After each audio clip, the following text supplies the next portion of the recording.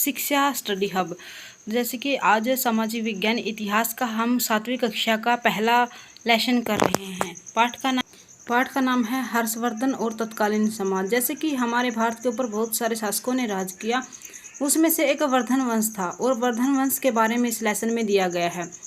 तो इसमें क्या है कि हर्षवर्धन का जीवन एवं वंश है, हर्षवर्धन की प्रमुख विजय एवं शासन प्रबंधन है, सामाजिक एवं धार्मिक व्यवस्था है, कला कलम एवं तलवार का धनी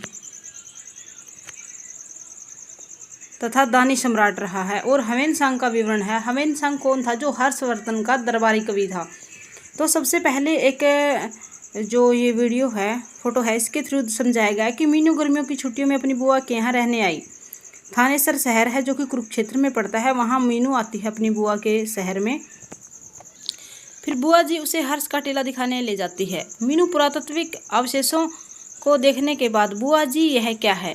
मीनू, ये हर्षवर्धन का हर्षकालीन पुरातात्विक अवशेष है। अब ये बुआ जी हर्ष कौन थे, मुझे उनके बारे में जानना है। घर जाने के बाद जिज्ञासु मीनू अपनी बुआ से पूछती है, तो आओ उनके बारे में विस्तार से बताएं। हर्षवर्धन कौन थे, उनके जीवन के बारे में, कौन सा उनका वंश था, और जो कि आजकल कुरुक्षेत्र जिले में है उसके बारे में बताया गया है। तो हम सबसे पहले पढ़ते हैं कि सम्राट हर्षवर्धन पुष्यभूति वंश के महान शासक थे। उन्होंने विपरीत परिस्थितियों के बावजूद भारतवर्ष को एकता के सूत्र में बांधा। आइए इनके बारे में विस्तृत जानकारी प्राप्त करें। गुप्त साम्राज्य के पतन के बाद समस्त भारतवर्ष छोटे छोटे राज्यों में विभाजित हो गया था। ये छोटे छोटे राज्य एक दूसरे को आपस में लड़ते रहते थे। इसी समय हुए हुणों के आक्रमणों ने स्थिति को और भी अधिक खराब कर दिया। ऐसे समय में पुष्यभूति ने थानेसर में पुष्यभूति वंश की स्थापना की। इस वंश के शासक का वर्णन इस प्रकार है। तो क्वेश्चन क्या बना कि पुष्यभूति जो थानेसर में हर्षवर्धन, जिसको वर्धन वंश भी कहा जाता है, इसके संस्थापक थे पुष्यभूति, जिसको पुष्यभूति वंश भी कहा जाता है। पुष्यभूति वंश के शासक, मतलब इसमें किन किन शासकों ने शासन किया है? नरवर्धन, राज्यवर्धन तथा आदित्यवर्धन, ये तीनों थे कौन? 505 से 580 ईस्वी तक इनका शासनकाल रहा। हर्षवर्धन के कवि बाणभट्ट ने रचना से तथा बांसखेड़ा व मधुबन के ताम्रपत्रों अभिलेखों से हमें जानकारी मिलती है कि नरवर्धन, राज्यवर्धन व आदित्यवर्धन, इन तीनों शासकों ने 505 से 580 ईस्वी तक शासन किया। ये तीनों शासक पूर्ण रूप से स्वतंत्र नहीं थे, इन्होंने महाराज की उपाधि धारण की थी। पुष्यभूति वंश में जो राजा हुए हैं उनके बारे में बताया गया है। आगे है कि प्रभाकर वर्धन का राज रहा था 580 से 605 ईस्वी तक। प्रभाकर वर्धन पुष्यभूति वंश का प्रथम महान शासक था। उसने महाराजाधिराज तथा परम भट्टारक की उपाधियां धारण की। उस समय में उपाधियां दी जाती थी। इसने 580 ईस्वी से 605 ईस्वी तक के शासन किया। इसने अपने शासनकाल में अनेक युद्धों में भाग लिया। बाणभट्ट ने उसकी प्रशंसा में उसे हुणों के लिए शेर तथा सिंधु देश के लिए जवर बताया। जबर होता बच्चे बुखार। प्रभाकर वर्धन की 3 संतानें थी, राज्यवर्धन, राजश्री और हर्षवर्धन। यानी कि हर्षवर्धन के भाई का नाम था राज्यवर्धन, बहन थी राजश्री और इनके पिताजी थे प्रभाकर वर्धन, जिनको शेर तथा सिंधु देश के बुखार के बारे में इनको संधि मिली थी, मतलब संज्ञा दी गई थी। अभी हम बात करते हैं राज्यवर्धन के बारे में। राज्यवर्धन जो कि हर्षवर्धन का बड़ा भाई था। 605 से 606 ईस्वी तक सिर्फ 1 साल इसने राज किया था। प्रभाकर वर्धन यानी कि अपने पिता की मृत्यु के बाद 605 ईस्वी में उसका बड़ा बेटा राज्यवर्धन जो है गद्दी पर बैठा। उसने महाराजाधिराज तथा परम भट्टारक की उपाधियां धारण की। वह अपने पिता की भांति वीर एवं साहसी था। उसे अपने शासनकाल के आरंभिक दिनों में ही सम्राट का संकट का सामना करना पड़ा। उसने दूतों द्वारा दर्दनाक सूचना मिली कि मालवा के जो देवगुप्त है गौड़ प्रदेश के, उसने क्या कर दिया कि उसके राजा शशांक तथा वल्लभी के राजा ध्रुवसेन ने संयुक्त रूप से उसके बहनोई और कन्नौज के शासक ग्रहवर्मन की हत्या कर दी। ग्रहवर्मन कौन था? उसकी बहन राजश्री थी, जो उसका पति था, और इन्होंने इसकी हत्या कर दी और राजश्री उसकी बहन को बंदी बना लिया। यह समाचार सुनकर राज्यवर्धन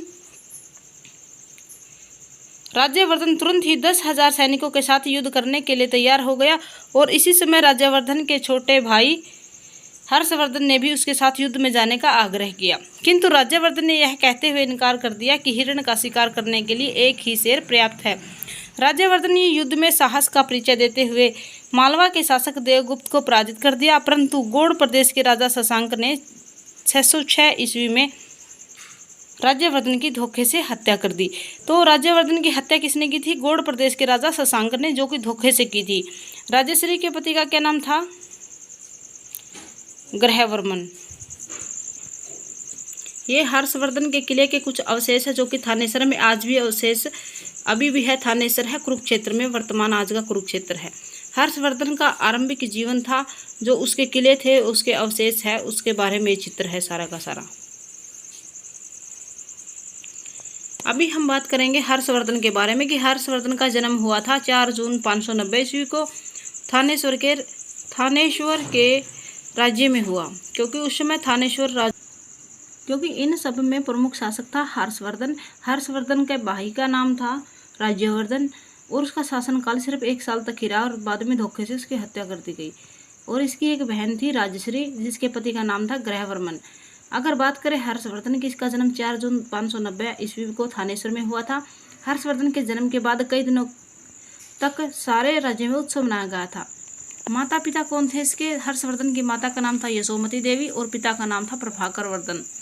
हर्षवर्धन अपनी माता की भांति सहनशील तथा पिता की भांति साहसी एवं वीर राजा था।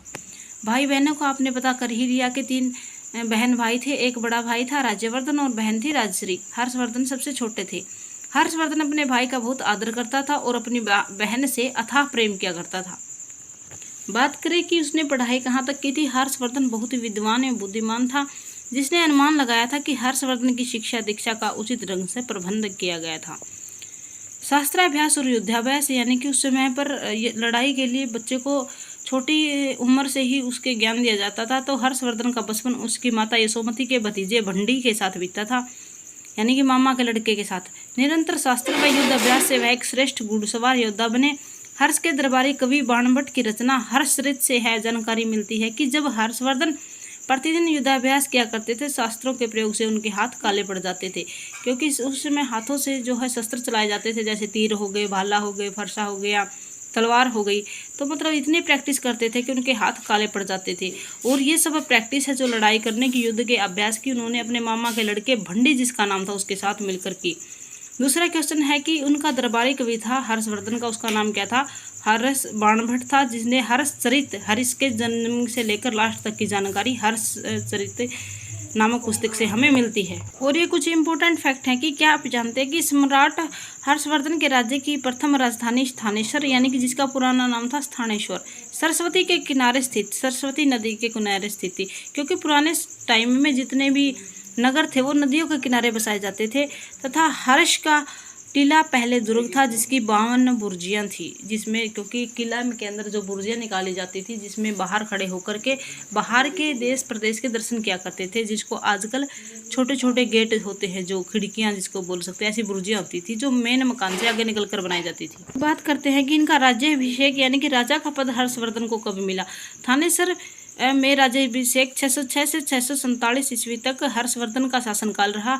बड़े भाई की अचानक मृत्यु होने के उपरांत मात्र 16 वर्ष की आयु में प्रधानमंत्री भंडी के परामर्श से हर्षवर्धन को 606 ईस्वी में थानेसर राज्य के शासक बनाए गए थे, क्योंकि इसके भाई की जो आकस्मिक मृत्यु हो गई थी, जो गौड़ प्रदेश के राजा शशांक ने धोखे से मृत्यु कर दी थी। इसके बाद सिर्फ यही बचा था, तो पिता की मृत्यु पहले हो चुकी थी, तो इनको बाद में राज्य का उत्तराधिकारी बना दिया गया। अंत ही सबसे पहले इन्होंने कन्नौज की प्राप्ति, क्योंकि वहीं पर इसके भाई को मारा गया था। राज्याभिषेक के उपरांत हर्ष ने सबसे पहले अपने शत्रुओं से बदला लिया।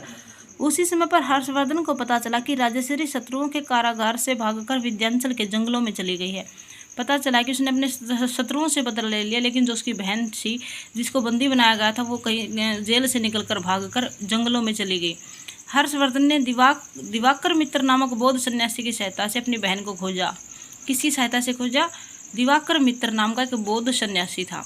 उस समय वह सती होने जा रही थी। सती प्रथा क्या थी कि अगर किसी के पति की मृत्यु हो जाती है तो उसके तुरंत बाद पत्नी को भी उसी चिता के अंदर जिंदा जलाया जाता था।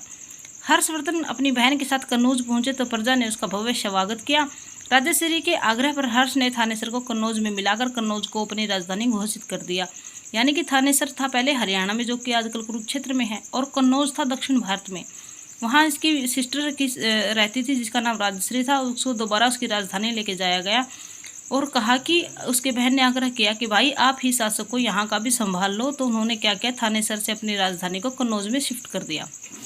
थानेसर तथा कन्नौज के मिलने से हर्षवर्धन की ताकत दोगुनी हो गई। इस प्रकार से अपनी आरंभिक समस्याओं पर काबू पाने में हर्ष ने अपना विजय अभियान शुरू कर दिया। क्योंकि उसकी दुगनी सेना हो गई, एक तो उसके जो बहन की सेना थी और दूसरी अपने खुद की सेना थी, ताकतवर राज्य था। इस प्रकार से दो राजाओं की सेना जब एक साथ इकट्ठी हो गई तो एक ताकतवर हो गई और इतना शक्तिशाली राजा उभर कर आया कि उसने आसपास के सभी क्षेत्रों को जीत लिया और हर्षवर्धन एक शक्तिशाली राजा बना।